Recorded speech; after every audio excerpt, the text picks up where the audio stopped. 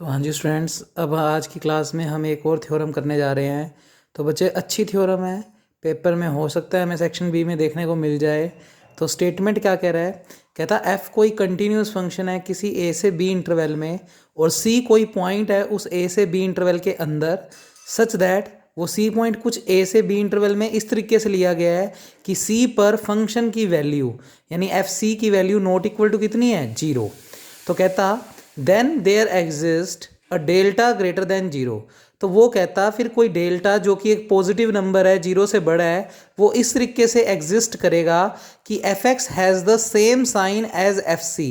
यानी हमें कुल मिलाकर इस थ्योरम में सिर्फ इतनी सी बात प्रूव करनी है कि जो एफ सी का साइन होगा, यानी अगर एफ सी पॉजिटिव हुआ तो एफ एक्स भी पॉजिटिव होगा, और अगर एफ सी नेगेटिव हुआ तो एफ एक्स भी नेगेटिव होगा। ये चीज़ हमें प्रूव करनी है, क्योंकि देखो क्या बोल रहा है वो कि F X has the same sign as F C. यानी जो साइन एफ सी का होगा, यानी अगर एफ सी नेगेटिव होगा तो एफ एक्स भी नेगेटिव, और एफ सी पॉजिटिव है तो एफ एक्स भी पॉजिटिव है। ये प्रूव करना है हमें, यानी दोनों की नेचर, दोनों का साइन जो है वो सेम होगा, ये प्रूव करना है। और जहाँ पर एक्स जो है वो कहाँ बिलोंग कर रहा है बच्चे? सी माइनस डेल्टा से सी प्लस डेल्टा, यानी एक्स का जो नेबरहुड, इसको नेबरहुड बोलते हैं बच्चे इंटरवल को। तो एक्स जो है वो बिलोंग कर रहा है कहाँ से कहाँ? सी माइनस डेल्टा से सी प्लस डेल्टा। तो मैं इस पूरी थ्योरम में पहले तो एक्स की वैल्यू ये लेकर आऊँगा कि एक्स जो है वो इस इंटरवल के अंदर लाई कर रहा है, और इस इंटरवल के दौरान जो एफ एक्स का साइन होगा वही साइन एफ सी का होगा। ये मैं प्रूव करूँगा। तो थ्योरम में गिवन क्या है कि एफ जो है वो ए से बी इंटरवल में कंटिन्यूज है, और सी पॉइंट जो है वो ए से बी के इंटरवल के बीच की कोई वैल्यू है। बीच का मतलब एग्जैक्ट बीच में हो ये जरूरी नहीं है, बस सी बिलोंग कर रहा है ए से बी इंटरवल में, यानी उसके अंदर लाई कर रहा है। तो ये चीज़ अपने को गिवन है, तो अपनों ने लिखना शुरू किया प्रूफ। तो बच्चे, वैसे तुम्हें पीडीएफ को भी देखने की ज़रूरत नहीं है, इससे तुम लाइनें तो खुद भी बना सकते हो। मेन स्टेप सारे मैं लिख ही रहा हूँ। तो सबसे पहले देखो, थ्योरम को लिखने का तरीका होता है, आप प्रूफ हेडिंग लगाकर सबसे पहले लिखते हैं गिवन। तो गिवन के अंदर हमें गिवन है एफ इज़ कंटिन्यूस। ये एफ दिया गया जो फंक्शन है वो कंटिन्यूस है ए से बी इंटरवल में, और कोई सी पॉइंट है जो कि लाई कर रहा है ए से बी ओपन इंटरवल के अंदर। देखो ये ओपन ब्रैकेट है, इसका मतलब ना तो ए है और ना ही बी है, ए से बी के बीच की वैल्यूज है इनमें। और F C not equal to 0, ये भी गिवन है। तो क्या लिखा? एंड एफ सी की वैल्यू हमें नॉट इक्वल टू क्या गिवन है? 0। तो प्रूव करना है कि एक्स जो है वो इस इंटरवल के अंदर लाई करता हो, और इस इंटरवल के लिए एफ एक्स और एफ सी के जो साइन है वो सेम हो। तो हम क्या लिखेंगे? To prove for all X belongs to C minus delta C plus delta, यानी अगर एक्स का कोई ऐसा नेबरहुड है तो उसके लिए F X has same sign like F C. जो एफ सी का साइन होगा वही साइन एफ एक्स का होना चाहिए इस इंटरवल के अंदर। तो देखते हैं कैसे प्रूव करें। अब बच्चे, प्रूव करने के लिए क्या किया, जो लाइन गिवन है उसको बुला लिया। एफ कंटिन्यूज है ए से बी में, तो हमने लिखा क्योंकि F is continuous in A to B interval, और हमें सी कोई पॉइंट दिया हुआ है जो ए से बी इंटरवल के अंदर है, तो लिखा हमने। एंड सी हमें गिवन है कि वो ए से बी इंटरवल के बीच में लाई कर रहा है। अब ध्यान से सुनो, एफ कंटिन्यूज है इस पूरे इंटरवल में, और सी कोई पॉइंट है इस इंटरवल के अंदर। जब पूरा का पूरा एफ ही इस पूरे इंटरवल में कंटिन्यूज है और सी कोई पॉइंट अगर इसमें लाई कर रहा है, तो सी पॉइंट भी इसी इंटरवल के अंदर हुआ, तो सी पर भी फंक्शन क्या होगा? कंटिन्यूज। तो हम क्या लिखेंगे? सो एफ इज आल्सो कंटिन्यूज, क्योंकि सी पॉइंट उस इंटरवल के अंदर है और फंक्शन पूरे इंटरवल में कंटिन्यूज है, तो उसके अंदर के पॉइंटों पर भी कंटिन्यूज होगा ही होगा। तो F is also continues at x equal to c, तो फंक्शन सी पर भी कंटिन्यूज होगा। अब अगर फंक्शन सी पर कंटिन्यूज है तो कोशी कंटिन्यूज की सी पर डेफिनेशन लिख दो। तो ए पर लिखते थे एक्स माइनस ए, अब सी पर लिख रहे हैं तो एक्स माइनस सी, तो एक्स माइनस सी का मोड लेस देन डेल्टा, और दैट इंप्लाइज, दोनों तरफ एफ लगा दो क्योंकि फंक्शन कंटिन्यूज सी पर है, तो यहां पर एफ लगा दो। F X minus F C का मोड लेस देन, फिर क्या आ जाएगा? एप्सिलॉन। अब बच्चे एक स्टेप डायरेक्ट सीख लो, क्योंकि अब इतना टाइम नहीं है, फिर भी मैं तुम्हें डिटेल में बता देता हूँ। मोड फंक्शन हमेशा दो भागों में टूटते हैं, एक बार प्लस में और एक बार माइनस में। तो ये काम मैं थोड़ा सा अलग से करके दिखा रहा हूँ। तुम्हें थ्योरम में डायरेक्ट लिखना आना चाहिए, इसके बाद जो मैं स्टेप लिखने वाला हूँ तो वो भी मैं डायरेक्ट लिखना सिखाऊंगा, पर एक्चुअल में वो स्टेप बन कैसे रहा है वो मैं थोड़ा सा दिखा दूँ। तो मैं थ्योरम में तो करता नहीं, मैं अलग से आपको इधर लिख कर दिखा देता हूँ वो स्टेप। जैसे अपने पास चल रहा था x माइनस सी का मोड लेस देन डेल्टा, तो इसके बाद जो नेक्स्ट स्टेप मैं लिखने वाला हूँ उसको पहले सोल्व कैसे किया गया वो देखो। बच्चे मोड जो है वो दो भागों में टूटता है, एक बार ये पूरी वैल्यू प्लस के साथ लिख दो, तो मोड हटा दिया और पूरे ब्रैकेट के बाहर प्लस लिख दिया, और एक बार ये वाली पूरी क्वांटिटी माइनस में तोड़ दो, तो माइनस लगाकर x माइनस सी को ब्रैकेट में। अच्छा, लेस देन डेल्टा चल रहा है दोनों के साथ, तो less than delta, less than delta. तो सबसे पहले हमने मोड को दो भागों में तोड़ दिया, प्लस x और माइनस x। अब इसको थोड़ा सोल्व कर लो बच्चे, ये माइनस का c उधर जाकर प्लस का हो जाएगा, तो यहाँ से देखो वैल्यू क्या आएगी, x माइनस का c उधर जाकर प्लस का हो गया तो c प्लस डेल्टा। ये स्टेप मैं उम्मीद करता हूँ समझ आ गया होगा। माइनस का c उधर ले गए, प्लस में कन्वर्ट हो गया। अच्छा, इसमें पहले माइनस को ख़त्म करना है, तो माइनस से पूरी इक्वेशन को मल्टीप्लाई कर दो तो निशान चेंज हो जाएगा। तो देखना, x माइनस सी माइनस से मल्टीप्लाई किया तो ये स्टेप प्लस का हो गया, निशान चेंज हो गया, और डेल्टा को भी माइनस से मल्टीप्लाई किया तो माइनस का डेल्टा हो गया। इधर से भी माइनस सी को उधर ले गए तो प्लस में कन्वर्ट, तो यहाँ से x की वैल्यू आ गई c माइनस डेल्टा। अब जिन चीज़ों को मैंने बॉक्स में बंद किया उनको ध्यान से पढ़ो। x कहता मैं c माइनस डेल्टा से तो बड़ा हूँ, तो मैंने इसको लिखा, x कहता मैं c माइनस डेल्टा से तो बड़ा हूँ। देखो सेम चीज़ लिखी है, x बड़ा है किससे, c माइनस डेल्टा से।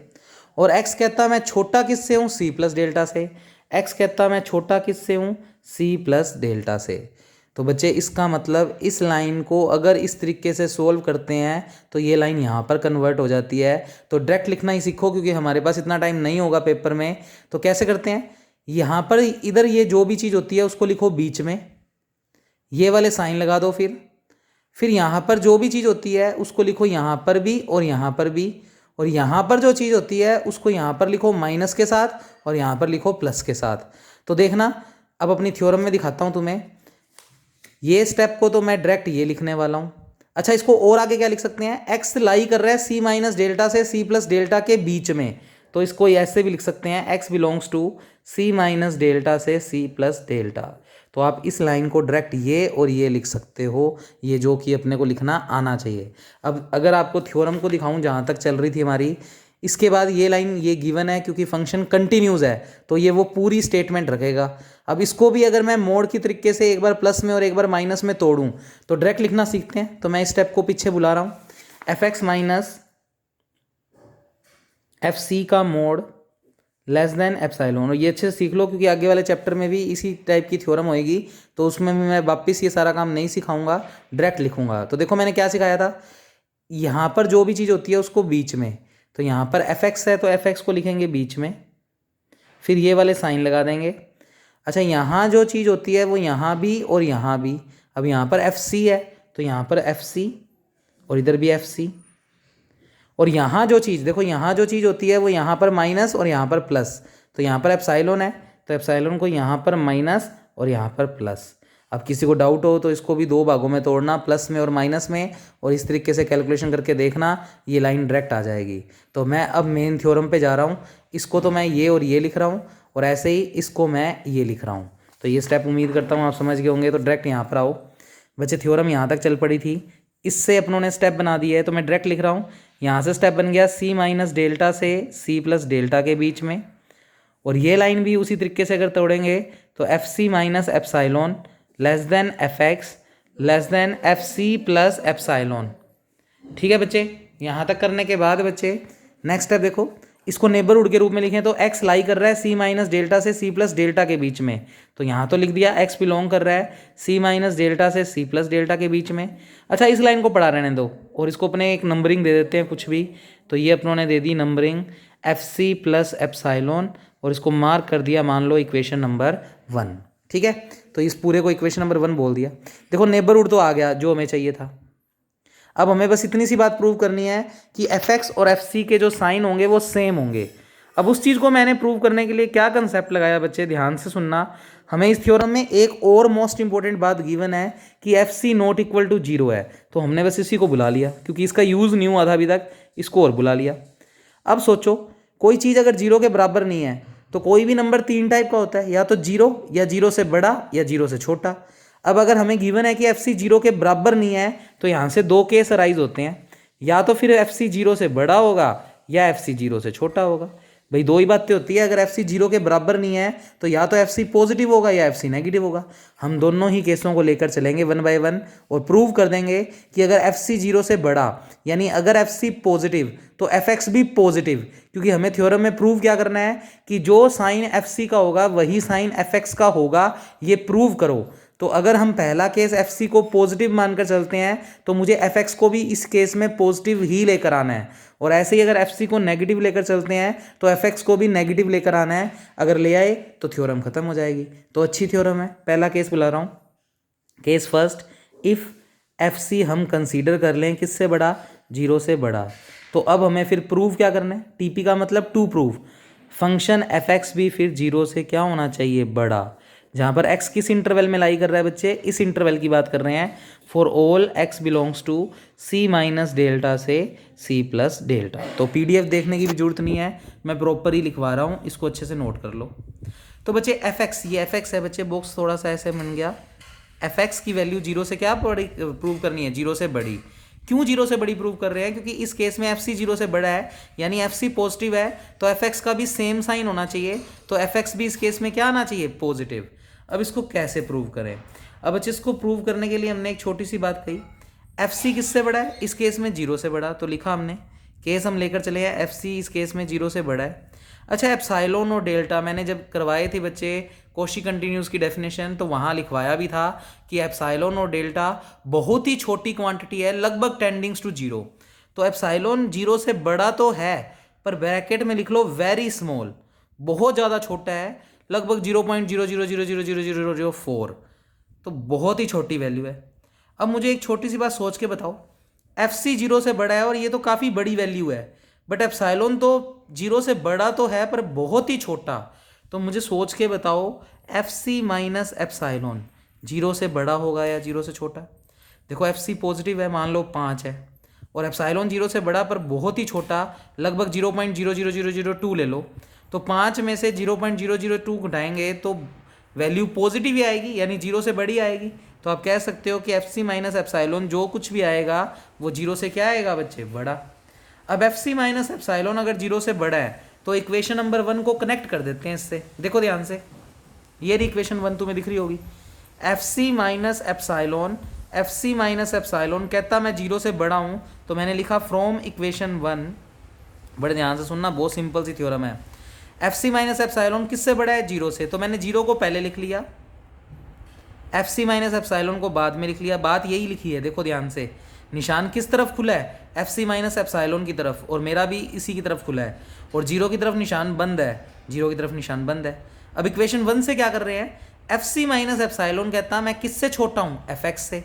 हमने कहा ठीक है, ये कहता मैं किससे छोटा हूँ, एफ एक्स से। तो पहले तो मैंने इस लाइन को सही तरीके से लिखा, और फिर ये चीज़ मेरे को कहती कि मैं एफ एक्स से क्या हूँ, छोटी, तो ये चीज़ मेरे को कहती मैं एफ एक्स से क्या हूँ, छोटी। अब निशान देखो एक ही सिमेट्री में है, तो डायरेक्ट इसका इसके साथ कंपैरिजन करें तो एफ एक्स कहता मैं बड़ा हूँ किससे, जीरो से।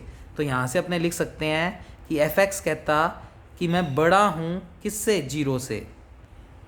बच्चे यही मेरे को प्रूव करना था इस केस में, जब x इस इंटरवल में लाई कर रहा है तो एफ सी अगर पॉजिटिव है तो एफ एक्स भी पॉजिटिव ही आना चाहिए था, और वो आ गया। इसका मतलब जो साइन एफ सी का है वही साइन एफ एक्स का है जब हम इस इंटरवल में काम कर रहे हैं।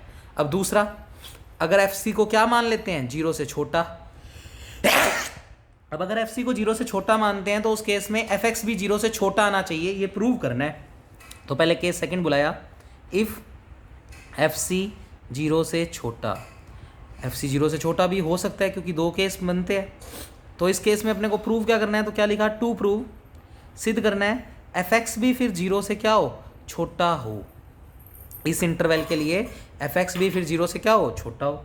तो बच्चे जो चीज़ गिवन है उसको बुला लिया, गिवन है इस बार हमें कि एफ सी जीरो से छोटा है, बुला लिया इसको। तो बस कैलकुलेशन करने का तरीका है जो थोड़ा सा ध्यान में रखना है। एफ सी जीरो से छोटा, तो मुझे सोच के बताओ, अगर माइनस का मल्टीप्लाई कर दूं तो साइन चेंज हो जाएगा।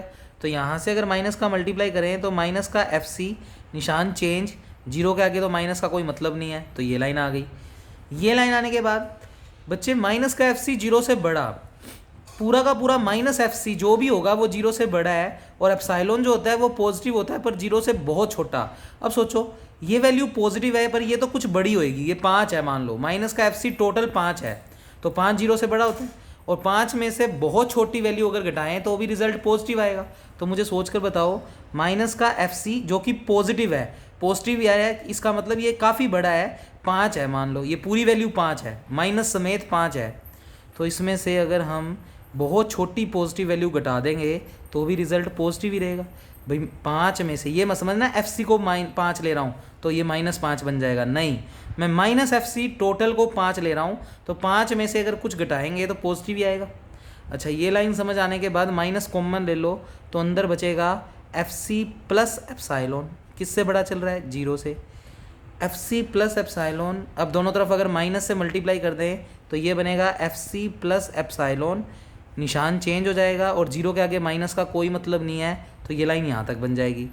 फिर से इक्वेशन 1 को बुला लो, इक्वेशन 1 को बुलाया तो क्या लिखा, इसके बाद आप लिखोगे फ्रॉम इक्वेशन 1, पहले इतना इतना पोर्शन बुला लो इक्वेशन 1 का, fx less than FC plus epsilon, इतनी इतनी चीज़ बुला ली, और FC प्लस एप्सिलॉन कहता मैं किससे छोटा हूँ, जीरो से, तो ये बंदा कहता मैं किससे छोटा हूँ, जीरो से, तो fx किससे छोटा हो गया, जीरो से। और चेक करो, अपने को यही प्रूव करना था, देख लो FC अगर जीरो से छोटा तो fx भी जीरो से छोटा लाना था, वो आ चुका है, इसका मतलब प्रूव हो गया कि जो साइन FC का होगा वही साइन fx का होगा, किस इंटरवल में, जब x लाई कर रहा है c माइनस डेल्टा से c प्लस डेल्टा। तो इस थ्योरम का सबसे इम्पोर्टेंट स्टेप था बच्चे जब हमने इस चीज़ को मोड से फ्री किया था, तो ये काम मैं आपको बता चुका हूँ, वीडियो को रिवाइंड करके फिर से देखोगे तो बातें समझ में आ जाएगी। तो ये वीडियो भी अच्छे से कर लेना बच्चे, 2 वीडियो या 3 वीडियोज़ और आएंगी और उसके बाद आपका अच्छा हो जाएगा पेपर, तो ये थ्योरम थोड़ी ध्यान से देख जाना। Okay, thank you class.